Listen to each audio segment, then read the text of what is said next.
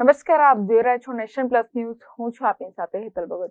વડોદરામાં પૂરગ્રસ્તોની સહાય લઈ જવા માટે સરકારી કચેરીએ બોલાવ્યા બાદ તેમના દાગીના અને રોકડ સાથે લાવેલા વાહનમાં મૂકીને આવવાનું કહી ચોરી કરી લેતી ગેંગના વધુ એક સાગરીતને ક્રાઇમ બ્રાન્ચે ઝડપી પાડ્યો છે. વડોદરામાં પૂરમાં જે લોકોને નુકસાન થયું હતું તેમને ફોન કરીને તમારી સહાય મંજૂર થઈ છે એમ કહી તે ઓફિસે ડોક્યુમેન્ટ આપીને લઈ જશો તેમ કહી જુદી જુદી કચેરીએ બોલાવવામાં આવતા હતા.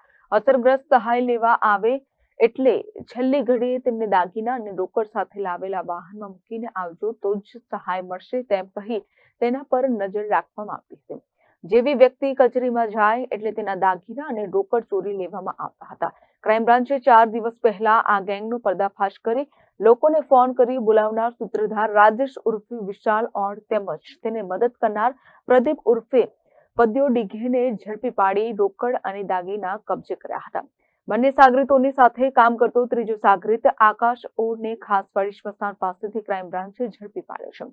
અત્રે ઉલ્લેખનીય છે કે આરોપીની જુદા જુદા પોલીસ સ્ટેશનોમાં 7 ગુનામાં સંડોવણી ખુલી છે. Bureau report Nation Plus News Vadodara. સમાચારોના સતત અપડેટ મેળવવા માટે અમારી નેશન પ્લસ ન્યૂઝની યુટ્યુબ ચેનલને સબસ્ક્રાઇબ કરો, બેલ આઇકન દબાવો અને જોડાયેલા રહો ફેસબુક, ઇન્સ્ટાગ્રામ અને ટ્વિટર પર.